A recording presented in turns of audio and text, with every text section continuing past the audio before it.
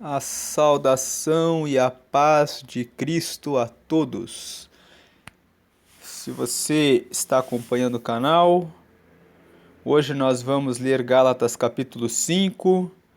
Vamos prosseguir nessa leitura. Então, em Gálatas no capítulo 4, nós falamos na parte final que Paulo fez uma comparação entre três realidades. A primeira realidade, ele comparou Agar, né, que era a esposa escrava. Na verdade, ela não foi esposa, na verdade, ela era escrava de Sara, que era esposa de Abraão, e que foi tomada para gerar um filho, porque Deus estava, na visão de Abraão e Sara, demorando para entregar o seu filho Isaque. Então, a primeira comparação é: aqueles que ficam presos à lei estão andando pela carne, assim como Abraão e Sara tomaram a decisão de tomar a escrava, Agar, para entregar a Abraão para que por meio dela tivessem um filho. Isso foi uma aliança da carne. A lei também é da carne. E a cidade de Jerusalém, a cidade terrena, também é da carne. Agora, o que é de Deus? O que é de Deus é, primeiro, a aliança que Deus fez com Isaque. É a aliança da promessa, não a aliança da carne. Nós, irmãos, somos filhos da promessa, nós somos filhos de Isaque, não filhos de Agar. Então, com isso, ele rebate a primeira comparação. Agar era a mulher escrava de Abraão, que era uma aliança segundo a carne. Nós somos descendentes de Isaque porque nós somos ligados a Cristo. E Cristo veio da descendência de Isaque, que corresponde à aliança da promessa. Então nós estamos ligados a Cristo. Segundo, nós não estamos ligados ao Monte Sinai. Essa é a segunda comparação que ele faz. Porque no Monte Sinai foram dadas as tábuas dos 10 mandamentos. Mas nós estamos ligados a Cristo, que nos trouxe o Espírito Santo.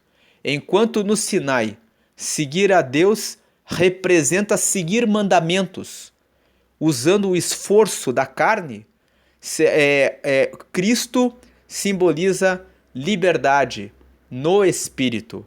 Temos o Espírito Santo que nos convence do que é pecado e ficamos realizados e contentes de fazer a vontade de Deus porque o Espírito Santo habita em nós. Então, nós não estamos presos à lei. Essa é a segunda comparação. E a última comparação, nós não somos da cidade de Jerusalém, a cidade terrena, física, mas nós fazemos parte da Jerusalém que é de cima, que é de Deus, que é de cima e que é livre. E por que é livre? Porque nós não estamos, porque a Jerusalém da terra está presa a cumprir a lei, mas a Jerusalém que é de cima é livre em Cristo. Então, essas são as considerações com as quais o capítulo 4 de Gálatas termina. Aí, esse argumento da liberdade é o tema de Gálatas capítulo 5. Nós falamos que, no vídeo que nós gravamos nos capítulos anteriores, que o livro de Gálatas tem 4 assuntos principais. O primeiro assunto é a questão da circuncisão.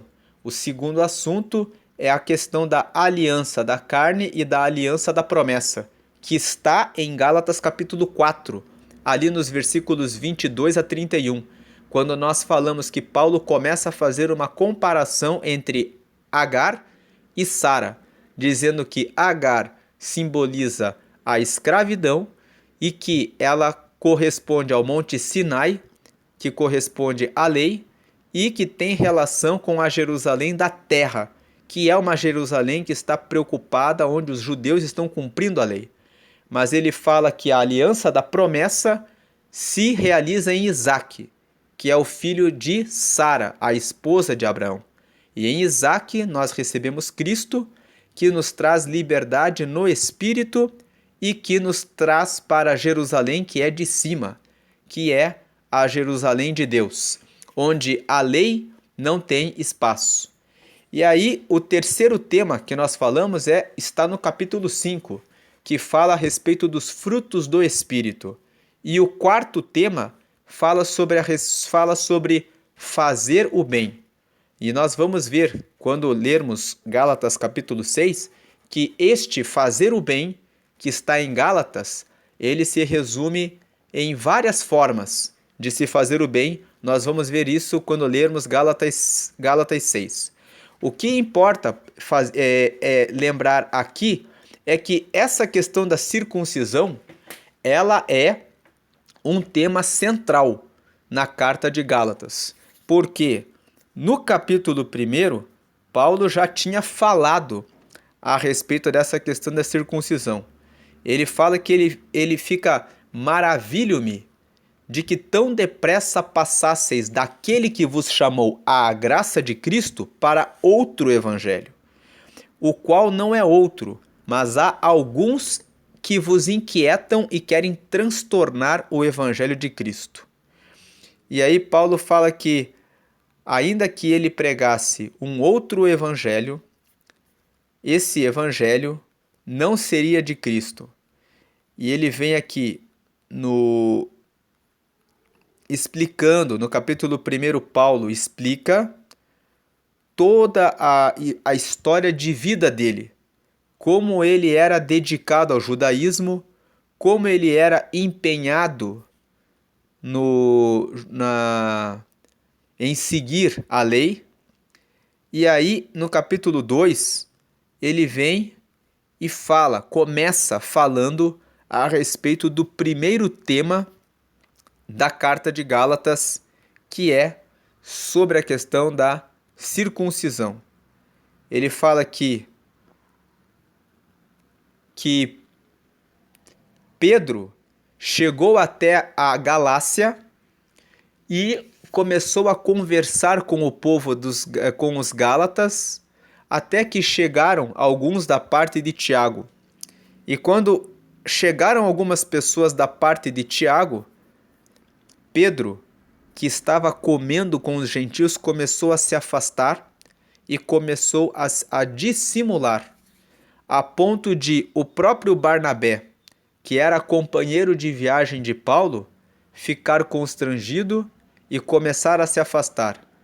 E Tito, que era um dos companheiros de viagem missionária de Paulo e que era grego e, portanto, não era circuncidado, estava ali sendo constrangido a se circuncidar. E aí Paulo vem e fala assim, estamos lendo Gálatas capítulo 2.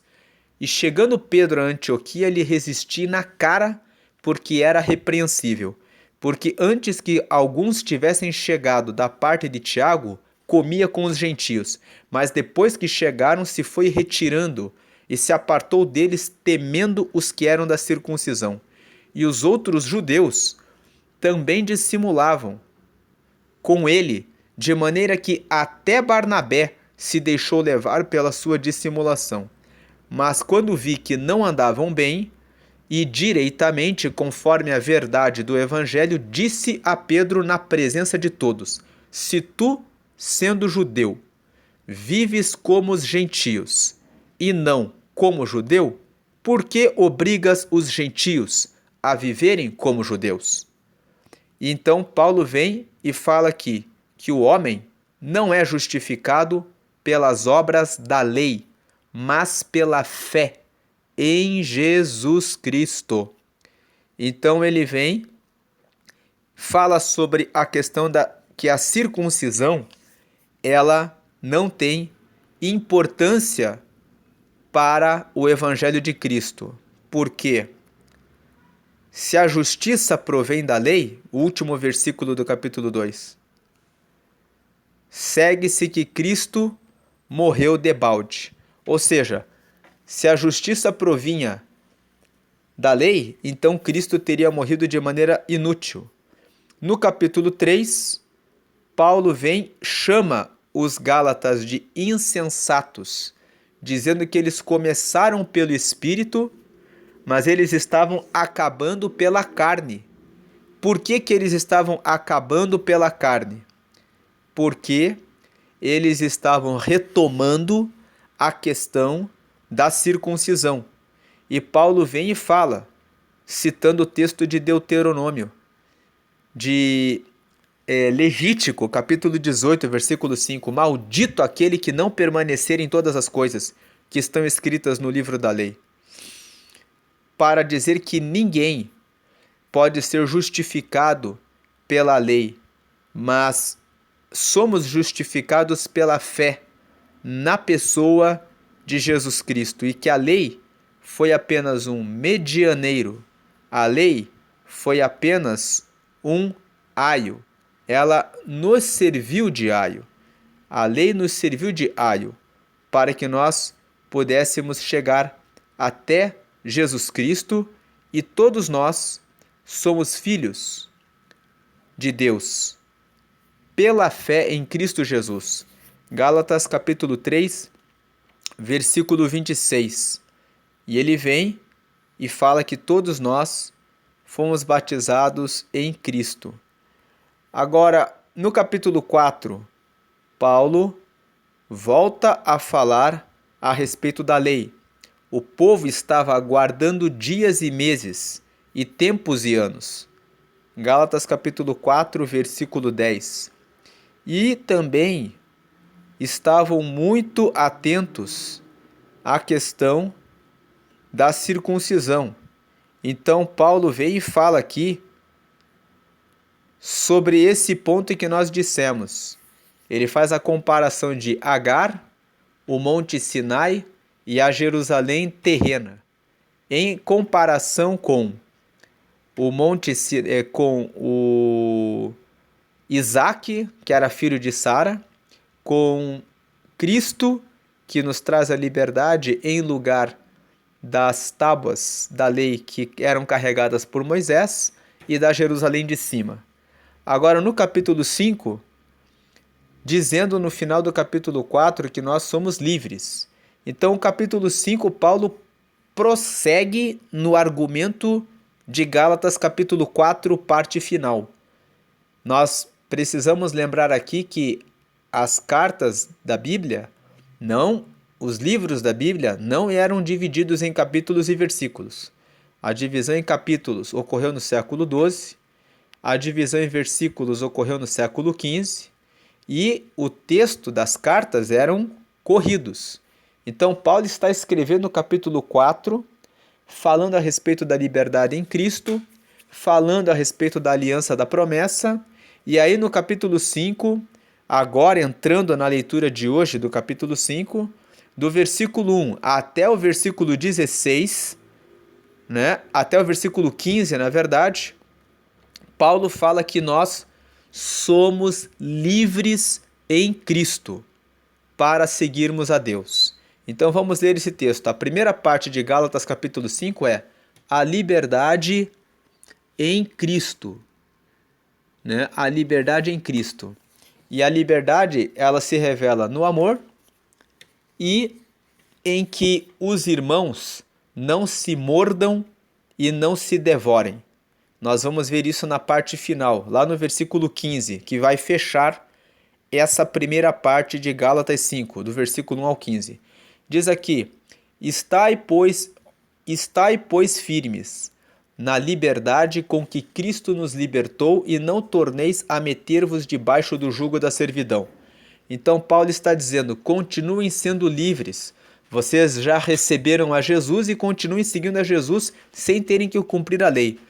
Eis que eu, Paulo, vos digo que se vos deixar de circuncidar, Cristo de nada vos aproveitará. Então, mais uma vez, ele fala da circuncisão. Quando nós lermos o capítulo 6, vamos ver que nos versículos 12 e 13, 12, 13, 14 e 15, Paulo vai falar mais uma vez da circuncisão. Então, nós vemos que a carta de Gálatas, nos 6 capítulos, sempre de uma forma direta ou de uma forma indireta, existe uma referência a essa questão da circuncisão. Lá no capítulo 1, a referência é: vocês estão partindo para outro evangelho que não o de Cristo. No capítulo 2, ele fala sobre Pedro em Antioquia. Pedro estava lá, estava conversando com os gentios. Quando os judeus chegaram, ele foi se afastando. Lembrando que nós lemos no estudo dos capítulos 1 e 2 de Gálatas, os textos de Atos dos Apóstolos, capítulo 10, onde mostra que Pedro era realmente judeu, a ponto dele falar para Cornélio: você sabe que não é lícito que um judeu converse com um não-judeu. Ele fala isso para Cornélio. E aí ele fala: mas como Deus me deu uma revelação para que eu viesse aqui, então eu vim. E aí lá no capítulo 15, quando Pedro faz a defesa no Atos dos Apóstolos, no capítulo 15, fala a respeito do concílio em Jerusalém. O povo ficou preocupado e queria uma diretriz sobre o que pregariam para as pessoas, para os gentios. Então Tiago, que era o bispo de Jerusalém, que era o primo de Jesus, porque ele era filho de Alfeu, e Alfeu era irmão de José, ele se tornou o primo, né? Esse primo de Jesus se tornou bispo em Jerusalém. Ele vem e fala: recomendamos que vocês digam a eles apenas que não comam o sacrifício para os ídolos, não comam aquilo que foi sufocado, né? E que continuem seguindo na liberdade de Cristo. Nós lemos também Atos dos Apóstolos, capítulo 15, quando estudamos o capítulo 1. E aqui Paulo vem e fala: eis que eu, Paulo, vos digo que se vos deixar de circuncidar, Cristo de nada vos aproveitará. E de novo protesto a todo homem que se deixa circuncidar, que está obrigado a guardar toda a lei.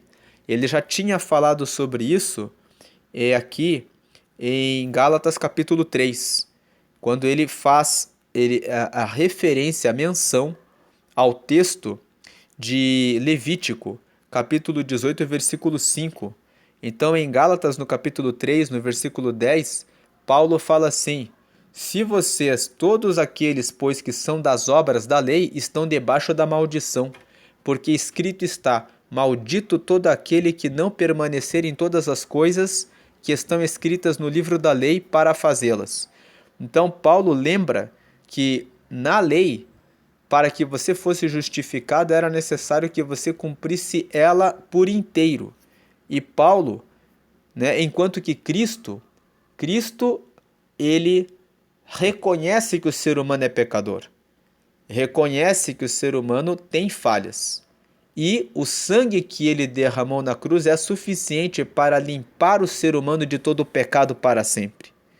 Por isso que João Batista, quando viu Jesus, ele disse assim, que ele estava diante daquele que tira o pecado do mundo. Por que João disse isso? Porque João tinha consciência de que, com a morte de Cristo, o pecado sairia completamente do mundo. Ele justifica o ser humano do pecado.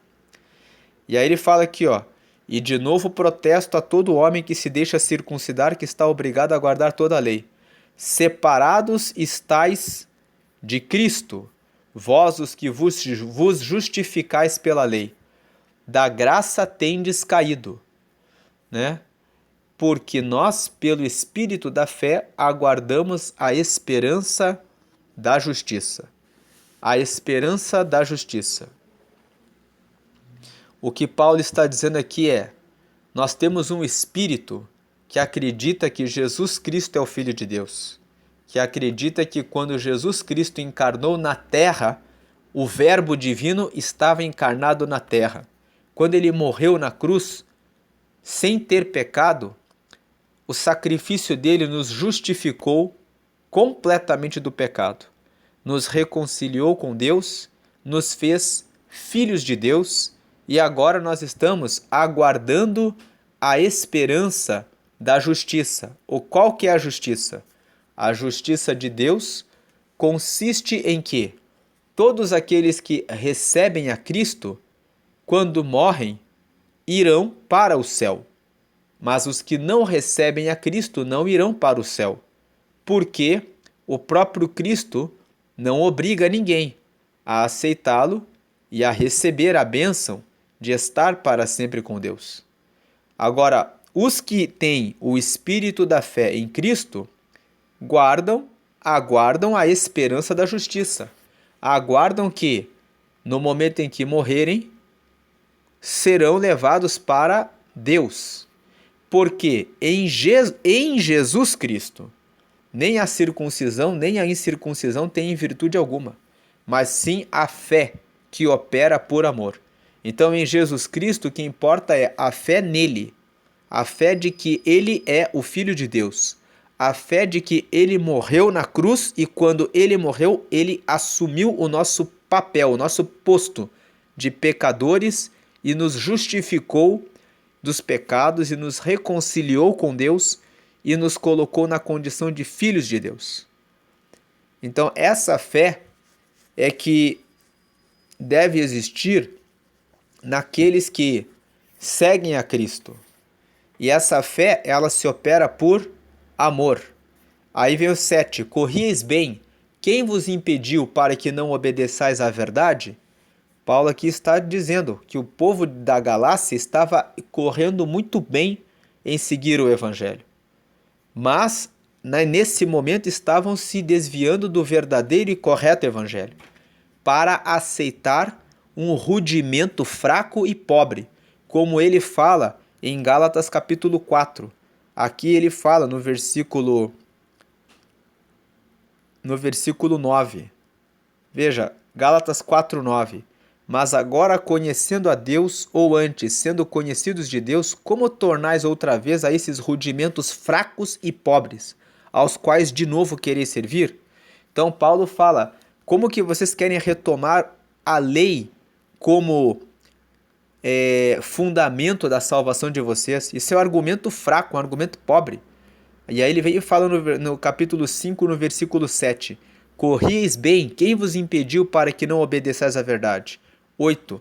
Esta persuasão não vem daquele que vos chamou. Ou seja, essa insistência, esse argumento não vem de Cristo, né?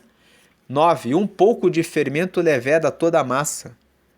Paulo aqui está fazendo usando a mesma frase que Jesus usava quando ensinava os discípulos, dizendo que um pouco de fermento leveda toda a massa, para dizer que um pouco de judeus que estavam ali na comunidade da região da Galácia era suficiente para, por meio das suas falas, tentar convencer os gentios que tinham também de se circuncidar, sendo que a circuncisão era um ritual apenas ligado ao povo judeu, como descendentes de Abraão, em razão da aliança que Deus fez com Abraão.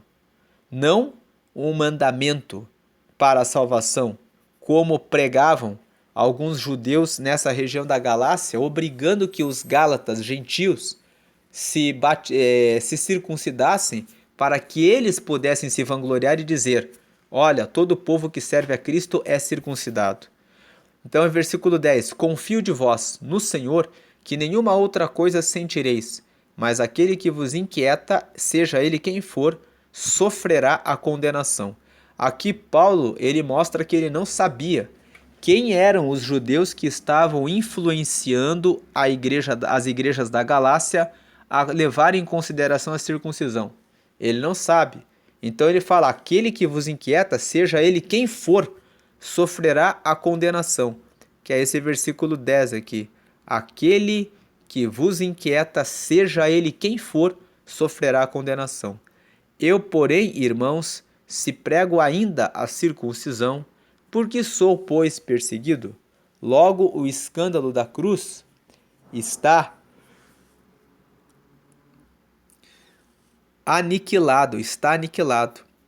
Eu quereria que fossem cortados todos aqueles que vos andam inquietando, porque vós, irmãos, fostes chamados à liberdade. Não useis então da liberdade para dar ocasião à carne, mas servi-vos uns aos outros pelo amor. 14. Porque toda a lei se cumpre numa só palavra. Nesta, amarás o teu próximo como a ti mesmo. 15. Se vós, porém, vos mordeis e devorais uns aos outros, vede, não vos consumais também uns aos outros. Então, essa é a parte aqui a parte número 1, do versículo 1 até o versículo 15. E agora nós vamos entrar, que fala sobre a liberdade, né, em Cristo, a liberdade da fé em Cristo. E fala também como Paulo, né, gostaria que o povo entendesse que toda a lei se cumpre apenas em amar o teu próximo como a si mesmo. E ele encerra dizendo assim: se vós, porém, vos mordeis uns aos outros, vede e não vos consumais também uns aos outros. Ou seja, termina falando que a lei se resume ao amor e que aquele que ama não deve andar com inquietação em relação ao próximo, para mordê-lo ou para devorá-lo. Agora vem a segunda parte, que é a do versículo 16 até o versículo 26. Essa segunda parte, ela fala a respeito dos frutos do Espírito, que é o terceiro tema da carta de Gálatas. Então diz assim o texto: digo, porém, andai em espírito, e não cumprireis a concupiscência da carne. Concupiscência é uma palavra que significa desejo, significa vontade, mas um desejo e uma vontade para o lado pecaminoso. Você tem aquele desejo, aquele prazer de realizar uma certa atividade que é pecaminosa. Então isso é concupiscência. E Paulo fala aqui no versículo 16 até o versículo final, que é o versículo 26, fala sobre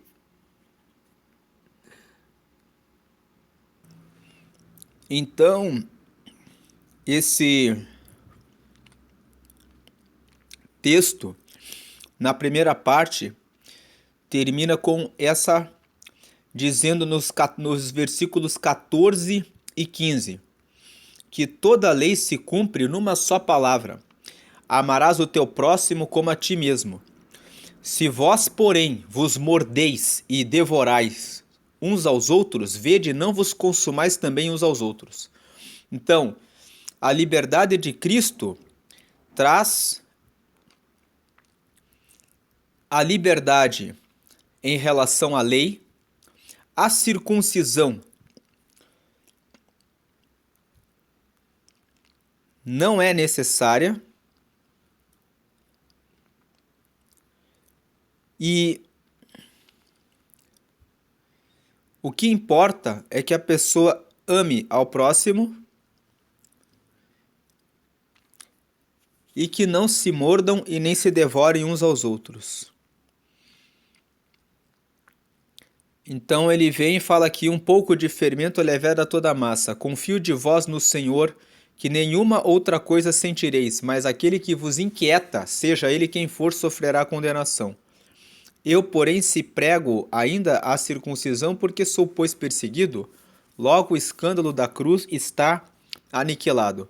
O que Paulo quer dizer aqui no versículo 11 parece uma contradição, porque ele falou no versículo anterior que aquele que inquietava os Gálatas para que se circuncidasse sofreria a pena, certo? Ele fala isso, sofrerá a condenação.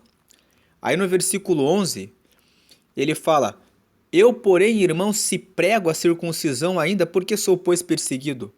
Logo o escândalo da cruz está aniquilado. O que Paulo está querendo dizer aqui no versículo 11 é que ele não deixava de pregar que os judeus deveriam se circuncidar por serem judeus. Os judeus, como descendentes de Abraão que são, deveriam continuar se circuncidando por uma questão cultural, mas não se deveria obrigar os gentios a se circuncidar, porque a salvação e a graça, ela vem através de Cristo, sem que haja necessidade da circuncisão. Quando Paulo fala aqui no versículo 11, eu, porém, irmãos, se prego ainda a circuncisão, porque sou, pois, perseguido, é como se Paulo dissesse assim, esses judeus querem me perseguir porque, como se eu não pregasse a circuncisão, eu não disse para eles que eles não devem se circuncidar. Eu só disse que para receber a salvação, a circuncisão não é mais necessária. É só isso. A circuncisão não é necessária. Então, ele vem falando 12, eu quereria que fossem cortados aqueles que vos andam inquietando, porque vós, irmãos, fostes chamados à liberdade. Não useis então da liberdade para dar ocasião à carne, mas servi-vos uns aos outros pelo amor, porque a lei se cumpre numa só palavra, amarás a ti mesmo, ao teu próximo como a ti mesmo, se vós, porém, vos mordeis e devorais uns aos outros, vede, não vos consumais também uns aos outros. Agora vem o versículo 16 até o versículo 24, que é a segunda parte de Gálatas capítulo 5, com o qual nós vamos encerrar esse texto, até o 26, na verdade, até o 25, né? O 26 ele é um versículo à parte. Na verdade, dá para ser incluído junto. Vamos ler aqui o 26, é o do 16 ao 26. O resumo desse trecho de Gálatas capítulo 5 é os frutos do Espírito. E aqui nós estamos entrando no terceiro tema do livro de Gálatas. Já dissemos que Gálatas tem 4 temas principais. O primeiro é sobre a circuncisão, o segundo é sobre a aliança da carne e a aliança da promessa, que está ali em Gálatas capítulo 4. O terceiro é esse tema dos frutos do Espírito e o último tema é não cansemos de fazer o bem, que está no capítulo 6. Então aqui estamos entrando no terceiro tema de Gálatas, que se refere aos frutos do Espírito. Então ele diz aqui, digo porém, andai em Espírito e não cumprireis a concupiscência da carne, porque a carne cobiça contra o Espírito e o Espírito contra a carne, e estes opõem-se um ao outro para que não façais o que quereis. Então existe uma lei do Espírito e uma lei da carne, e um luta contra o outro, para que vocês não façam o que querem fazer. Mas se sois guiados pelo Espírito, não estáis debaixo da lei. O que Paulo está dizendo, quem é guiado pelo Espírito Santo, não fica debaixo da lei. Quem é guiado pelo Espírito Santo é convencido a respeito do pecado a tal ponto que ele repele o pecado. Aquele que fica debaixo da lei, ele fica debaixo de um mandamento. Um exemplo simples para fazer a diferença entre quem anda debaixo da lei e quem anda debaixo da lei do Espírito é o seguinte: uma pessoa que tem um vício em bebida alcoólica, em cigarro, em pornografia ou em qualquer outro vício que seja, quando a pessoa está debaixo da lei, ela tem que fazer um esforço muito grande no seu comportamento para que ela deixe o vício. Quando a pessoa é guiada pelo Espírito, o Espírito Santo trabalha na alma do indivíduo de tal maneira que ele é convencido de que aquilo é pecado, de que aquilo não agrada a Deus, de que aquilo desonra a Deus, de que aquilo é contrário à lei de Deus. E ele, sendo convencido pelo Espírito Santo, abandona o pecado e não sente mais nenhuma vontade de praticar aquele pecado. Agora, Paulo fala, porque as obras da carne são manifestas, as quais são prostituição, impureza, lascívia. Então, esses 3 pecados aqui, eles são todos da mesma categoria, né? A prostituição, ela engloba a fornicação, engloba o adultério e engloba todo tipo de perversidade relativo à sexualidade. A impureza ela também está relacionada com esses mesmos tipos de pecado. Mas a impureza, ela alcança, enquanto a prostituição, ela é um pecado mais concreto, mais físico. A impureza, ela se caracteriza no coração, se caracteriza nos pensamentos. A impureza, ela é um pecado de prostituição, mas um pecado interno.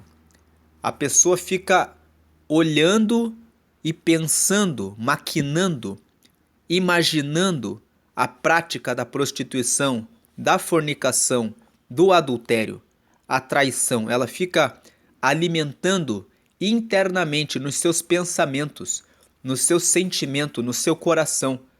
Então ela carrega a prostituição dentro de si. A impureza é isso. Então podemos dizer que a prostituição é um pecado externo, é um pecado visível, envolve comportamento. A impureza é a prostituição na parte interna. Você nem sempre vê a impureza. Pode acontecer de uma pessoa fazer parte da igreja, cantar no coral, ser a pessoa que externamente parece ser uma pessoa que é separada, uma pessoa que batalha pela santificação, mas que carrega a impureza. A lascívia, ela também é um pecado relacionado à prostituição, mas ela é um pecado relacionado aos olhos, à lascívia, e ao paladar. A pessoa pode sentir dentro no paladar o sabor antes mesmo de vir a consumar o pecado da prostituição. Ela sente tanto no olhar quanto no paladar a prostituição.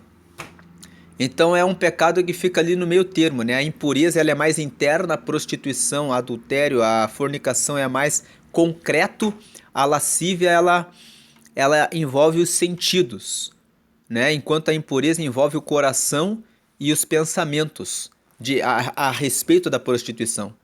Aí nós temos aqui, versículo 20, idolatria e feitiçarias. Idolatria é adoração a ídolos. Adoração a qualquer ídolo que não seja o próprio Deus é pecado. É um fruto da carne. A carne, ela milita contra o espírito. Aquele que não anda no espírito, ele tende a ter idolatria, criar ídolos. E esses ídolos são desde atores, quanto cantores, quanto personalidades, como também podem ser pessoas da própria família. Tem pessoas que idolatram o marido, a esposa, o filho, a filha, o tio, o avô, a avó, um certo pastor, uma certa liderança. Isso é idolatria. Tem pessoas que são idólatras de pessoas que ocupam cargos públicos. Podem ser autoridades, governantes, até religiosos. Esses movimentos não agradam a Deus, porque a esperança daquele que produz o fruto do Espírito deve estar sempre e exclusivamente na pessoa de Cristo. Depois, a idolatria também pode ser amor a coisas. Então, Paulo, por exemplo, escreve lá na carta aos Efésios, no capítulo 4, que a avareza é idolatria. O amor ao dinheiro é idolatria. Então não diz respeito apenas a pessoas, mas um ídolo pode ser coisa, pode ser como por exemplo o dinheiro. Feitiçarias. Feitiçarias são rituais religiosos com um aspecto sagrado, com um aspecto de espiritualidade, voltados à obtenção de desejos, e de realização de projetos. Pode ser tanto para o bem quanto para o mal. Algumas pessoas pensam que a feitiçaria, ela é só aquele pecado que a pessoa faz um trabalho com a finalidade de matar o próximo, ou de amarrar uma outra pessoa na vida amorosa, ou de fazer que a pessoa sofra uma falência, ou de fazer que a pessoa tenha uma doença. Mas não, a feitiçaria, quando uma pessoa faz um trabalho para uma entidade, para uma outra divindade que não seja o próprio Deus, com a finalidade de satisfazer um objetivo, como por exemplo, um feitiço para conquistar uma vida profissional ou para obter riqueza, com o propósito de ajudar outras pessoas, mas que é oferecido a uma divindade que não seja o próprio Deus. Isso é um feitiço, mas o sentido negativo, no sentido de fazer coisas ruins, esse é o sentido mais comum para feitiçarias, né? Aí depois ele fala aqui, ó, mais aqui, inimizades, porfias, emulações, iras, pelejas e dissensões. Esses 6 pecados aqui, eles são todos relacionados. Inimizade. Você não perdoa as pessoas que te fazem o mal, mas você quer tomar vingança em relação a quem te faz mal. Então você entra em contenda, entra em conflito, entra em batalha, entra em guerras. A inimizade vai gerar isso. Uma forma de neutralizar a inimizade é você sempre perdoar. Se você perdoa a pessoa que te ofende, a pessoa que te fala mal a teu respeito, a pessoa que vem e faz uma agressão, a pessoa que se você coloca dentro de você que sempre está tudo perdoado, você pode ter pessoas que se consideram inimigas tuas, mas você não vai ter a inimizade. Porfias são aqui discussões,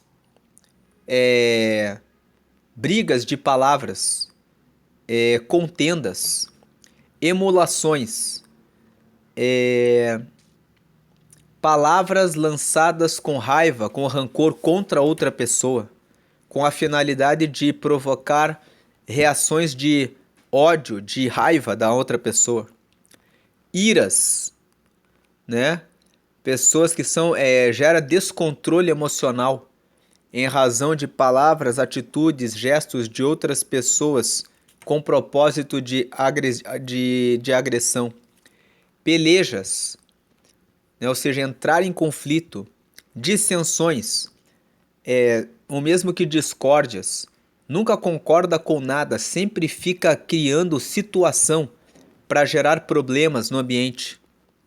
Então, a terceira categoria de pecados, a primeira é a prostituição, impureza e lascívia, a segunda, a idolatria e feitiçaria, a terceira, inimizades, porfias, emulações, iras, pelejas e dissensões, a quarta, heresias, que é o quê? Falar a respeito de coisas que são contra Cristo.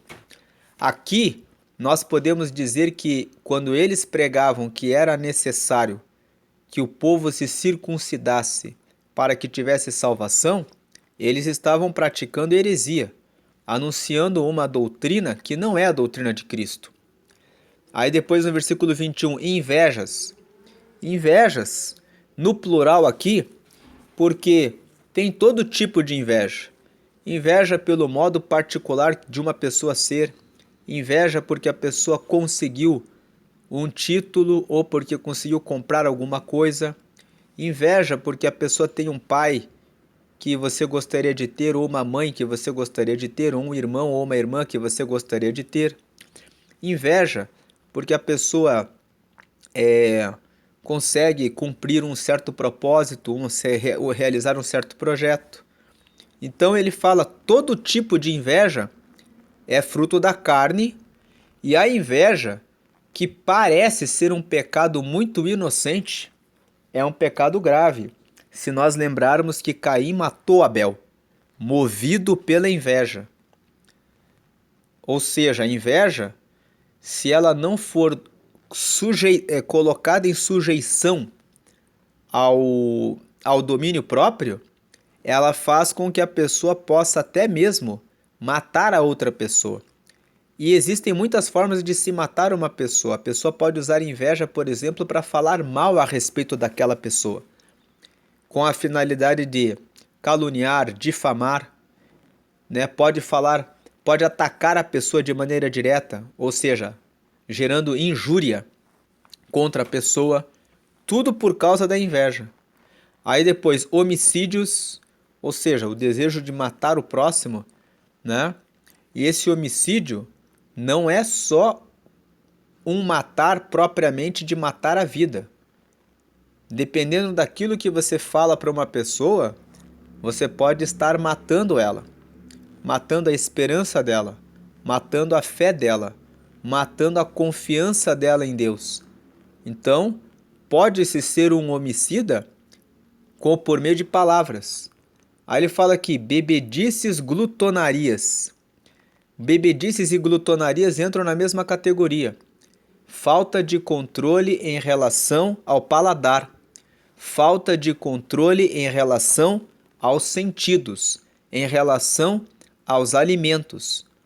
Pode gerar o quê? Desequilíbrio corporal. Desequilíbrio que gera inúmeras doenças.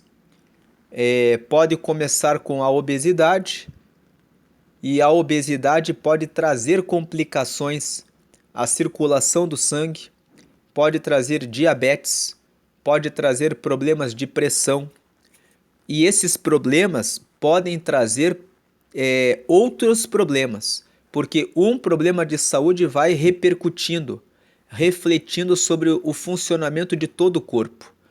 Então, uma pessoa que começa a ter diabetes, começa a ter dificuldades na circulação do sangue, que acaba atingindo o sistema cardíaco, e depois o mau funcionamento cardíaco afeta a sexualidade, pode trazer situação de disfunção erétil, impotência.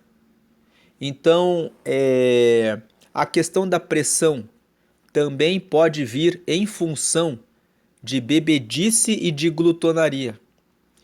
Então, controle sobre aquilo que se come, ter temperança, nós vamos ver lá na frente sobre os frutos do Espírito. Paulo aqui está falando dos frutos da carne. Então, os frutos da carne são esses. E coisas semelhantes a estas. Então, Paulo ele cita algumas coisas e depois ele fala assim, e coisas semelhantes a estas, acerca das quais vos declaro, como já antes vos disse, que os que cometem tais coisas não herdarão o reino de Deus. Quando você lê essa palavra aqui, você leva um choque, né?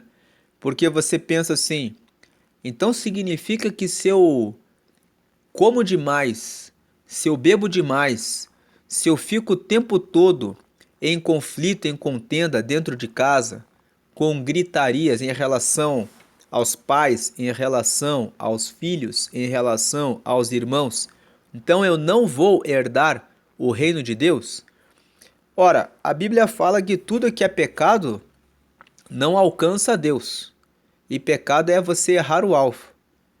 Então, lá em 1 Coríntios, no capítulo 6, no versículo 12, Paulo fala que todas as coisas me são lícitas. Vamos ver aqui, ó, 1 Coríntios, capítulo, capítulo 6, versículo 12. 1 Coríntios, capítulo 6. Vamos para o versículo 12. O que aconteceu aqui? 2 Coríntios. Ah, tá. Ele está usando o número arábico. 1 Coríntios 6. Aqui. 1 Coríntios, capítulo 6, versículo 12. Ó, ele fala aqui. Todas as coisas me são lícitas. Ou seja, eu posso fazer tudo, mas nem todas as coisas convêm. Todas as coisas me são lícitas, mas eu não me deixarei dominar por nenhuma. Então, Aqui Paulo fala sobre essa questão de você pode fazer tudo, mas até no versículo seguinte ele fala sobre prostituição e sobre comida, né? Os manjares são para o ventre, e o ventre para os manjares. Deus, porém, aniquilará tanto um como os outros. Mas o corpo não é para a prostituição, senão para o Senhor e o Senhor para o corpo. Então, voltando ali para Gálatas, capítulo 5, nós vemos aqui que Paulo fala sobre essa questão, né? Você não herda o reino de Deus se você não tem domínio próprio, se você não domina sobre as coisas. Aí vem o versículo 22. Mas o fruto do Espírito é amor. Primeiro fruto do Espírito é amor, porque amor é o primeiro mandamento, né? Deus fala o quê? Ama teu Deus acima de todas as coisas, com toda a tua força, com todo o teu entendimento, com todos os teus bens, com tudo que você é. Aí o segundo mandamento, ama o teu próximo como a ti mesmo. Aí vem, então amor, ele é um fruto do Espírito. Aquele que tem comunhão com o Espírito Santo perdoa a quem lhe ofende, a quem lhe ataca. Agora, vem a questão do gozo. Quem tem o fruto do Espírito, inclusive essa questão de ofender antes de ir para o gozo, as pessoas dizem assim, que quando você se ofende, na verdade o problema não está com quem te ofende, mas está em relação a você, porque você não soube administrar aquilo que jogaram em cima de você. Porque eu não tenho controle e domínio sobre o que a outra pessoa joga para mim, mas eu tenho controle e domínio sobre o que eu faço com o que as pessoas fazem comigo. Então, se eu sou dono de uma casa, eu não posso impedir o vizinho mal educado de jogar papéis no meu quintal. Mas eu tenho a opção de limpar aquele quintal ou de deixar que a sujeira que o vizinho faz sobre o meu quintal acabe prevalecendo, sujando o quintal e mantendo aquela sujeira ali. Então, é um exemplo simples sobre a ofensa, mas a pessoa não fica ofendida se ela sabe quem ela é. Se a pessoa tem um amor próprio, alguém diz para ela que ela é uma imbecil, que ela não pensa, que ela é... Seja lá o que for, a pessoa que tem amor próprio vai entender que aquele que está ofendendo é, na verdade, o miserável. Aquele que tem paz no coração não tem necessidade de disparar ataque a ninguém. Quem dispara ataques a outras pessoas é porque precisa de tratamento, é porque realmente está doente. Por isso que ela dispara ataques a outras pessoas. Então, com relação ao amor é isso. Então, entender isso vai fazer com que faz com que a gente entenda que se uma pessoa dispara um ataque contra nós, ela está doente. Ela precisa do amor de Deus para que pare de fazer isso. Segundo o fruto do Espírito, ele fala que é gozo. Gozo pode ser o quê? Alegria, pode ser um estado de espírito feliz. Então, nesse sentido, nós podemos dizer que a tristeza é pecado, porque a tristeza é você ficar ali naquele estado de lamentação em relação a uma situação de dificuldade que você está passando. Situação de dificuldade é para ser enfrentada de frente. É para ser enfrentada com um pensamento governante. O que é o pensamento governante? É você dizer, agora eu não posso fazer essas coisas, mas agora eu vou definir as prioridades. Como vou fazer para derrotar essa situação momentânea que é desagradável, que não é o estado que eu gostaria de estar? Pode ser uma situação de saúde, pode ser uma situação financeira, pode ser uma situação no trabalho que não está como você gostaria, mas aquele que produz o fruto do Espírito, ele vai olhar para a dificuldade e dizer: mais uma oportunidade para eu ver como que eu faço para vencer essa batalha. Então uma discussão é como converter essa discussão em uma conversa amigável. Então um problema financeiro não é aquele choro, aquela lamentação. Meu Deus, como eu estou triste porque está me faltando isso ou aquilo. Mas é um momento de vou poupar, vamos ver aqui o que fazer para economizar no que eu posso economizar agora e vamos ver como vamos fazer para conseguir uma situação mais favorável. E aí a pessoa cai para dentro de um curso, cai para dentro de um treinamento, cai para dentro de uma mentoria ou uma imersão, ou conversa com outras pessoas que possam ajudá-la e ela parte para o movimento, para a ação. E ela não fica abatida, encostada num canto com tristeza. Se perdeu, por exemplo, um filho ou uma filha, ou o pai ou a mãe, mas a perca de um filho ou de uma filha, creio eu, é mais dolorosa, porque normalmente os mais velhos irem embora é algo mais natural. Mas quando se perde um filho, se perde uma filha, as pessoas sempre têm aquela expectativa de que elas vão viver menos tempo, porque já estavam na terra antes e que são os seus filhos que vão vê-los morrer.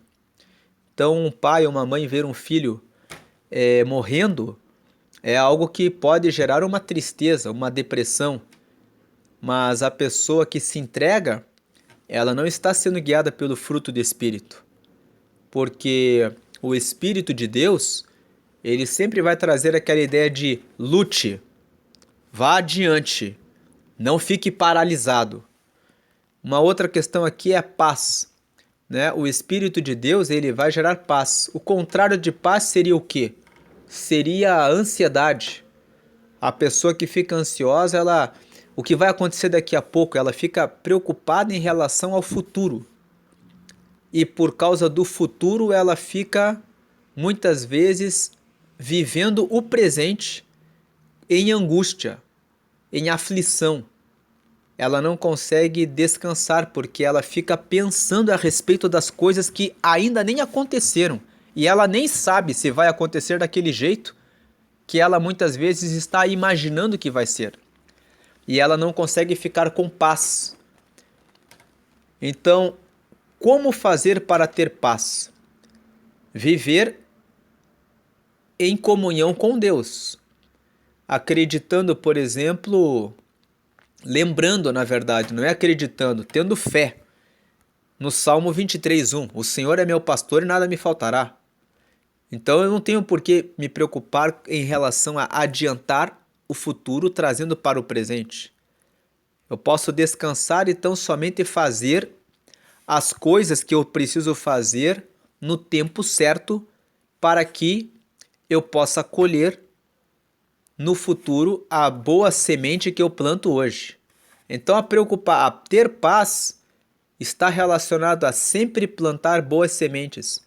Se você plantar sempre as melhores sementes, você tem só uma boa colheita, porque a lei da semeadura vai estabelecer isso sobre a sua vida. Longanimidade está relacionada à paciência, que é longo ânimo, é a qualidade de ter longo ânimo. O longo ânimo é paciência.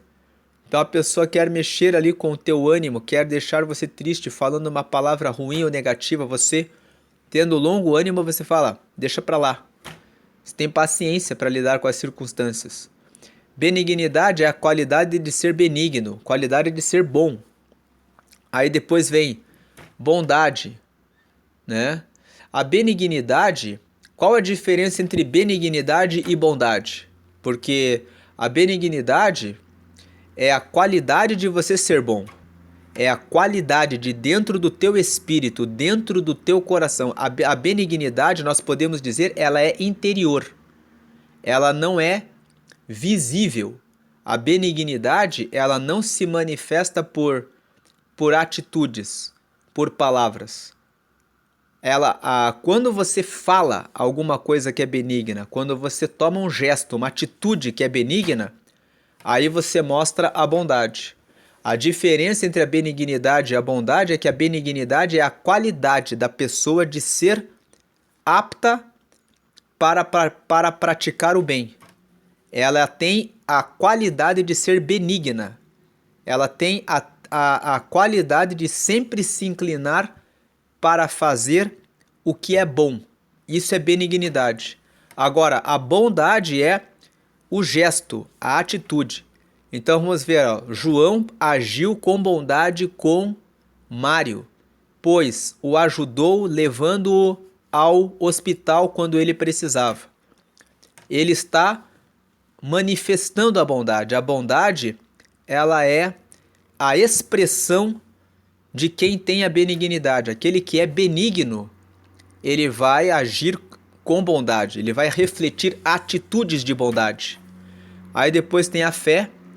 Quem anda quem produz o fruto do Espírito tem fé. Então, aquelas pessoas que falam sempre de forma negativa, que sempre falam, não vai dar certo, eu acho que não tem como, eu acho que não dá, eu não tenho capacidade, quem sou eu para conseguir isso? Quando você faz afirmações como essa a teu próprio respeito, você está pecando, porque a Bíblia fala que aquele que produz o fruto do Espírito, que tem o Espírito Santo, ele vai ter fé, porque ele vai guiado por Deus. Então ele vai dizer assim, posso todas as coisas naquele que me fortalece.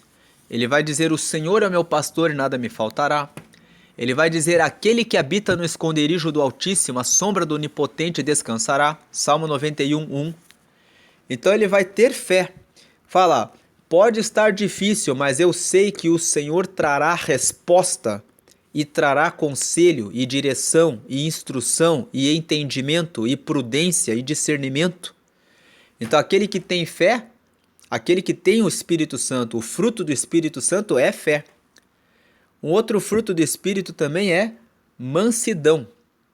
E a mansidão consiste justamente em ter tranquilidade no meio das situações difíceis. Mas mansidão está mais relacionado a vencer a irritação, a irritabilidade.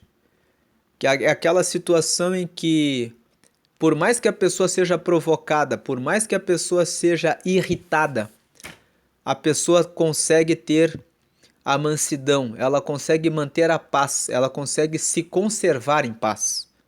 Ela consegue... A mansidão, de certa forma, se relaciona com a misericórdia, né?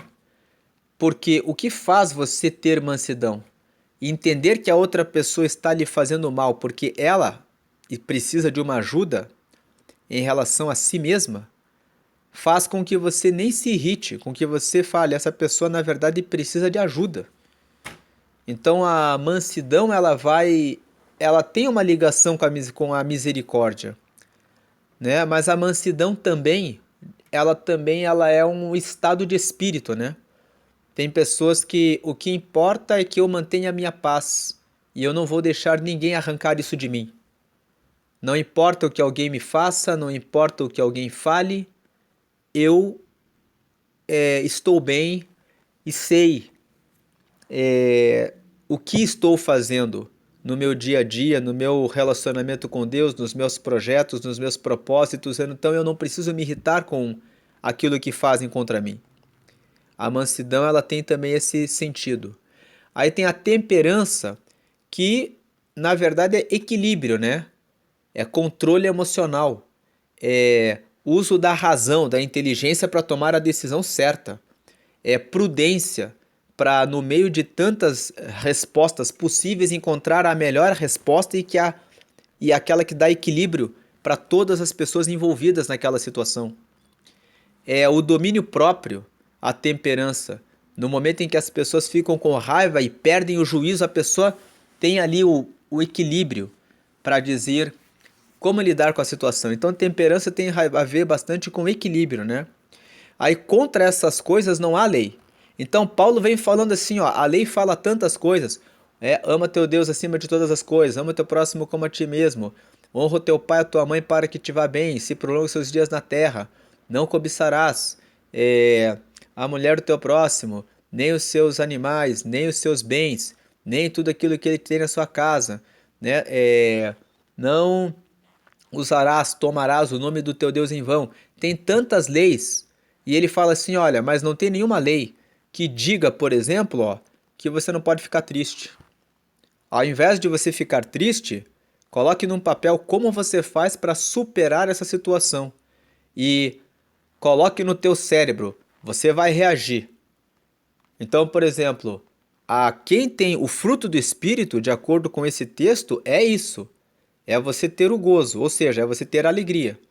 Então, no meio de uma adversidade, aquele que tem o fruto do Espírito vai dizer: é uma oportunidade do Senhor me ensinar uma nova coisa. Como fazer e entender o que Deus está querendo me ensinar e vamos partir para cima para resolver essa situação. Então vem aqui, ó, 24.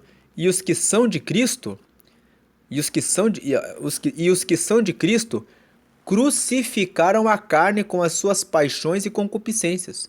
Ou seja, aquele que é de Cristo, ele crucifica a sua paixão com as suas concupiscências.